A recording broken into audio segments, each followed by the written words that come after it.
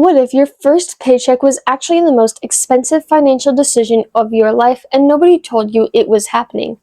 Not the amount on it, not what you bought with it, the decision you made before you spent the first dollar. Or did it make? Because here's what I know about my generation: 65% of us don't feel financially stable. Entry-level job postings are down 29% since January 2024, and the number of Gen Z who feel financially insecure jumped 60% in a single year. Those are real numbers from real research, and I think about them differently than most people do, because I'm not looking at them as proof that we're failing, I'm looking at them as proof that something specific was never shown to us. I'm Vienna, like the city in Austria, not the sausage. I'm 15. My mom and I have traveled to more than 20 countries together. I started investing at 14, not because I had a lot of money, because I had one decision before I spent anything, and I want to show you exactly what that decision was and what's it already becoming. Stay to the end because this is part one of a three-part series I'm building specifically for my generation. Not because the economy is broken, it partly is, but because the people I know who are doing okay financially made one decision that most people around them never make. And I watched my mom make it for nearly a decade before I ever earned a dollar myself. According to the Bureau of Labor Statistics, only 22.5% of high school students are currently working. So if you have any income at all right now, you're already in the minority. Of those who do have money coming in, most spend almost everything they earn in the same week.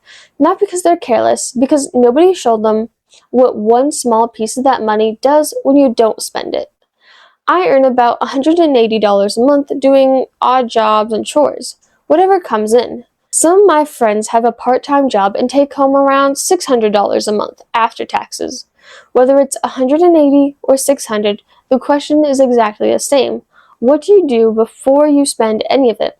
My mom's answer to the question on a barista's income of $11,000 a year became everything I'm going to show you across this series: the investing, the house that pays for itself, the $174,000 generated from a $2,000 renovation, the 20 countries on school breaks. It all started with the same answer to the same question. Before I get to that number, I need to show you the math that made me take this seriously, because the first time I saw it, I thought someone had made a mistake. $50 a month, starting at age 14, growing at the historical S&P 500 index fund, averages of 10.5% compounded monthly. By age 65, that becomes around $1.2 million. I checked that math myself before I said it out loud. Over $1 million from a part-time job or odd jobs or whatever you're earning right now. The same $50 starting at 22, the year most people graduate college and get their first real job, becomes $506,289.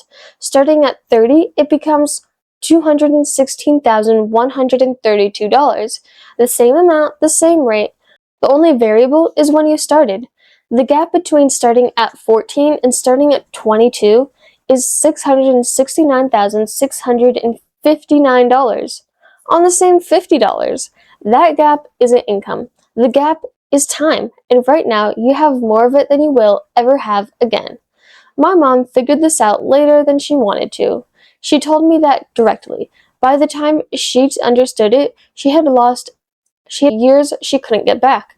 So she worked harder than she needed to make up for time she could have used differently. I got to start at 14 because I watched her figure that out, and I don't have to catch up. So here's exactly what I did, and why the decision is so much simpler than most people think. I take home about $180 a month.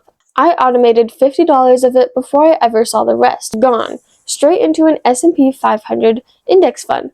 The same amount, the same date, every month. I answered that question once before I set it up, and I never had to answer it again. Market down, I was buying more shares for the same money. If the market was up, the fund grew. Either way, I was always moving forward. That's the whole decision, not a complicated investment strategy, not a high income, not a perfect moment to start. Just $50 moved before I could spend it. And here's the part that matters most about why this is part one of three. That one decision That one automated transfer before the rest arrives is the foundation under everything else my mom built. The emergency fund that means fear cannot build decisions for her. The house that now generates $174,000 and counting. The index fund that at historical averages becomes over $2.5 million in 30 years. None of it requires a high income. All of it started with one answer to one question. What do you do before you spend the first dollar? Most of my generation never got asked that question. Entry-level jobs are down, financial insecurity is up. The economy is harder than it was with our parents. All of that is true, and none of it changes what happens when $50 moves automatically before you see it.